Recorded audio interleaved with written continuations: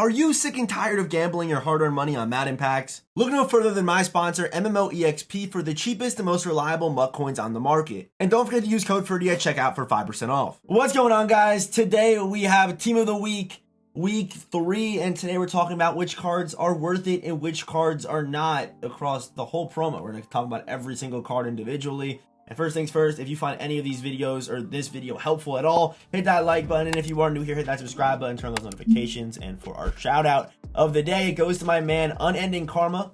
First of all, shout out to Karma for not only being a member here, but also commenting the emoji on last video. And if you want a chance to be shouted out in the next one, let's comment the car emoji. Comment the car emoji for a chance to be shouted out in the next one.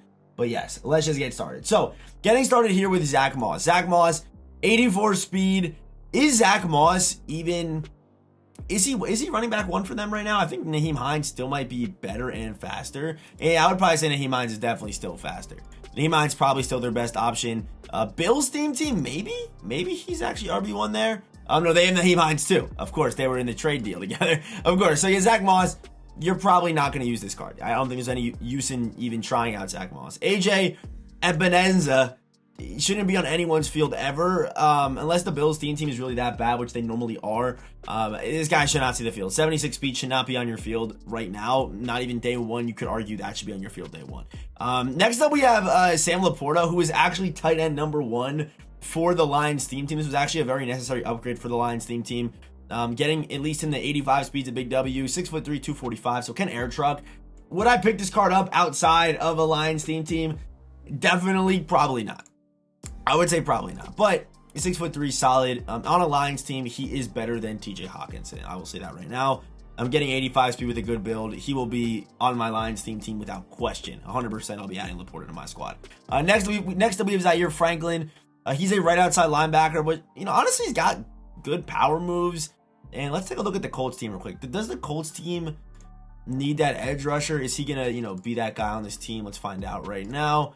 And yeah, I guess he is that guy. And as far as edge rushers go for the Colts team, he's probably number 2 as far as the Colts team goes. I mean, you have Kwity Paye, who you're probably use off one edge, and then Zaire Franklin off the other. I mean, he's got good enough pass rush stats. 81 speed's okay off the edge. And as far as run stopping stats, pretty good too. I mean, decent there for an 82 overall. Keep in mind, this card's an 82 overall. Next up, we have a pretty big jump up to 86 overalls. And these are the cards that, you put into these sets here to make these cards. But we have Andrew Beck, the first one, obviously that big kick return against the Jaguars. As far as being a fullback goes, he doesn't have the best fullback stats. As far as like his lead block and his impact block for a fullback, it's not that high. So even if you're someone looking for a fullback, it doesn't make much sense.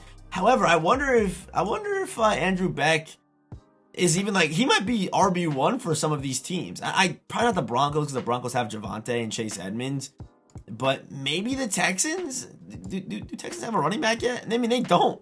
So if you have a Texans team for some reason, Andrew Beck is your running back 1 on that team. He's got good speed. I mean, 87 speed is good out of that fullback position right now. If we compare him to the other fullbacks in this game, 87 speed's the fastest. However, he just doesn't have... I would probably say Ingold's still better as a traditional fullback because he has 88 lead block and has 85 impact block, which does matter when it comes to being a lead blocker. If you are running a lot of I form, that's going to matter. So Andrew Beck, probably more of it's weird to say, but probably more of a running back than he is a fullback, which is crazy.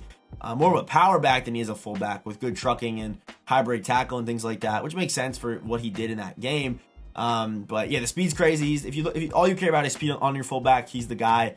But I would probably still go Ingold because he has the stats to back it up. Next up, we have Terrell Bernard. And this card is kind of interesting, and people are going to overlook this card, but and the reality of it is, I mean, he is kind of a poor man's, I mean, he's not cheap, but he's kind of a poor man's Ray Lewis. And believe it or not, this card will move better than Ray Lewis because of the acceleration. They gave Terrell Bernard 91 acceleration, and he has 90 zone and 80 man coverage. So the card can kind of do, if you're going to use a linebacker, and yeah, I don't think paying that much for Ray Lewis is worth it.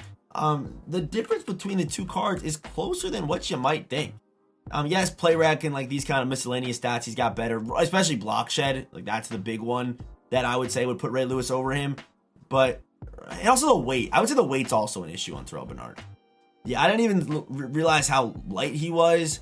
But the main reason why you use a linebacker is to stop that run. And with that weight, probably like Isaiah Simmons is honestly a better run stopper just because of the weight. Just because of the weight. And also the block shed's just low. But as far as a user, just strictly using the card and playing him in coverage, he will move better than Ray Lewis at the same height. He will move better. Also, 90 zone's really nice too. So I like Terrell Bernard if you run formations where you have to use a linebacker or if you just prefer them for some reason.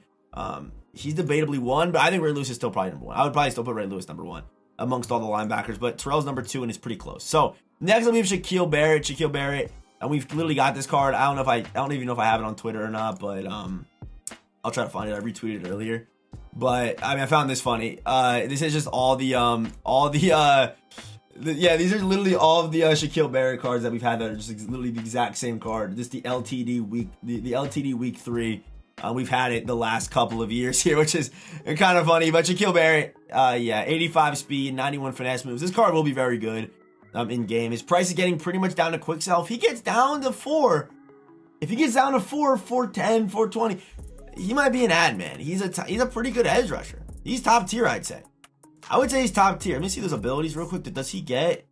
He doesn't get edge threat, but it's not like edge threat's that great anyway. It's not like edge threat's anything crazy.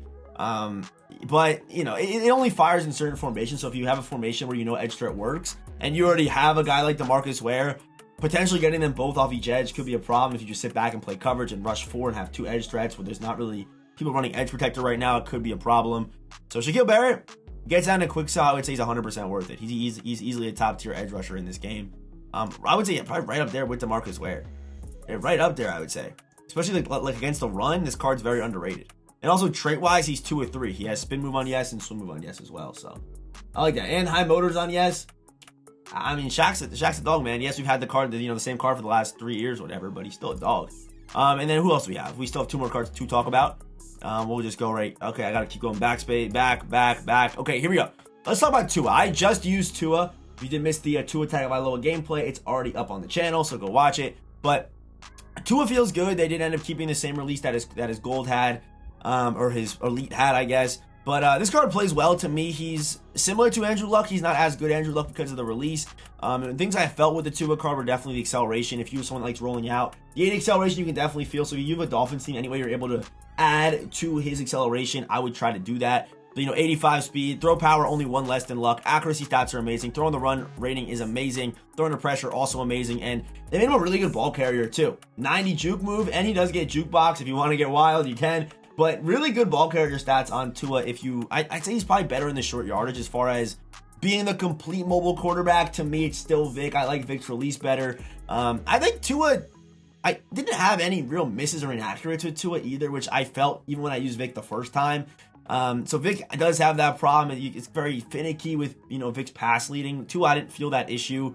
And I played more drives than what you actually probably saw in the gameplay. I did, and he felt good. He did feel good. And then for the abilities, he has top tier QB abilities. So I would say Tua is top 3. If his price continues to fall, again, he's kind of like a poor man's Luck. That's what he's going to end up being. If you have a tough adjustment to left-handed quarterbacks, he might not be for you. But if you're someone like me, I mean, I don't really feel a difference. I actually kind of prefer lefties, especially using Vic for so long and using Vic almost every single year for a long period of time. Lefties to me are like at home, and even having Boomer Esiason a couple years ago. So I like Tua a lot. And finally, we have Keenan Allen. I think Keenan Allen is the best wide receiver in the game.